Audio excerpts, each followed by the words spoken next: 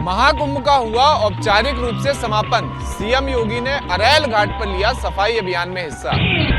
समापन कार्यक्रम में सीएम योगी मंत्रिमंडल के साथ महाकुंभ क्षेत्र पहुंचे थे। यहां उन्होंने सफाई कर्मियों के साथ मिलकर घाट की सफाई की और गंगा तट पर श्रद्धालु जिन कपड़ों को छोड़कर चले गए थे उन्हें मंत्रियों के साथ मिलकर हटाया। सीएम योगी ने घाट पर विधिवत पूजन भी किया और वैदिक मंत्रोच्चार के बीच दुग्ध अभिषेक कर विधि विधान से मां गंगा की आरती उतारी। यहाँ उन्होंने महाकुंभ को सफल बनाने वाले कर्मचारियों से भी मुलाकात की और उन्हें सम्मानित किया। इसके अलावा सीएम योगी ने सफाई कर्मियों के साथ भोजन भी किया। कर्मचारी जो अनवरत इस प्रक्रिया को हम आगे बढ़ाएं, उन सबको मैं हृदय से धन्यवाद देता हूँ, उनका अभिनंदन करता हूँ, आप सबका अभिनंदन करता हूँ। इस बीच एक वीडियो भी सामने आया जब यूपी के मंत्री AK शर्मा मंच पर सीएम योगी के पैर छूते नजर आए। महाकुंभ में इस बार 66 करोड़ से ज्यादा श्रद्धालु पहुंचे हैं, जबकि 2019 के कुंभ में ये आंकड़ा 24 करोड़ रहा था। महाकुंभ पर पीएम मोदी ने लिखा ब्लॉग, कहा मां गंगा की आराधना में कुछ कमी रह गई हो तो क्षमा करिएगा। प्रधानमंत्री मोदी ने महाकुंभ को एकता का महायज्ञ बताते हुए ब्लॉग में लिखा कि यूपी का सांसद होने के नाते मैं गर्व से कह सकता हूं कि योगी जी के नेतृत्व में शासन, प्रशासन और जनता ने मिलकर इस एकता के महाकुंभ को सफल बनाया। केंद्र हो या राज्य हो, यहाँ ना कोई शासक था और ना कोई प्रशासक था, हर कोई श्रद्धा भाव से भरा सेवक था। पीएम ने कहा कि भारी संख्या में श्रद्धालुओं की भागीदारी सिर्फ एक रिकॉर्ड नहीं बल्कि संस्कृति और विरासत को समृद्ध रखने की सशक्त नींव भी है। प्रधानमंत्री मोदी के इस ब्लॉग पर सीएम योगी की भी प्रतिक्रिया आई है। उन्होंने कहा प्रधानमंत्री मोदी के मार्गदर्शन से ही ऐसा भव्य आयोजन हो पाया। महाकुंभ में शामिल नहीं होने पर निशाने पर आए राहुल प्रियंका। बीजेपी के साथ समाजवादी पार्टी के नेता ने भी बताया सनातन विरोधी।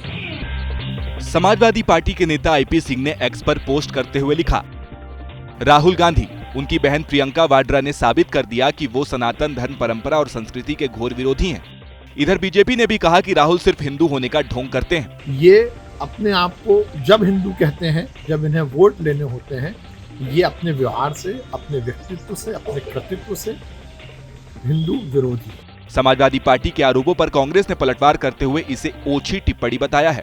हम सब धर्म का सम्मान करते हैं। कांग्रेस पार्टी के लीडर्स गए थे कुंभ में। कांग्रेस के कई नेता ये भी पूछ रहे हैं कि संघ प्रमुख मोहन भागवत हों या फिर नीतीश कुमार और जयंत चौधरी जैसे बीजेपी के सहयोगी, क्या ये भी सनातन विरोधी हैं जो महाकुंभ में नहीं गए थे।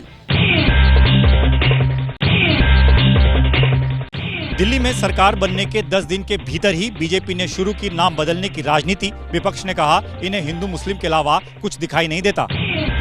नजफगढ़ से बीजेपी विधायक नीलम पहलवान ने विधानसभा में इलाके का नाम बदलने का प्रस्ताव रखा। मांग की है कि नजफगढ़ का नाम बदलकर नाहरगढ़ किया जाए। इस मांग का बीजेपी के कई विधायकों ने समर्थन भी किया। तर्क दिया कि ये नाम औरंगजेब ने रखा था।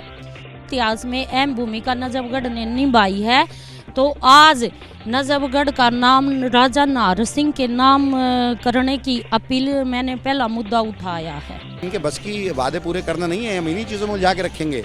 नाम बदलना, हिंदू मुसलमान करना, ये इसी में उलझाएंगे और जनता उलझेगी। बीजेपी के एक दूसरे विधायक अनिल शर्मा ने भी कहा कि वो RK-पुरम विधानसभा में आने वाले मोहम्मदपुर इलाके का नाम बदलकर माधवपुरम रखने का प्रस्ताव सदन में रखेंगे।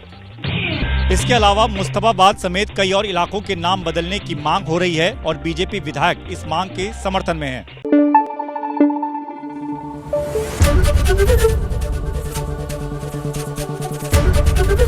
ABP न्यूज आपको रखे आगे।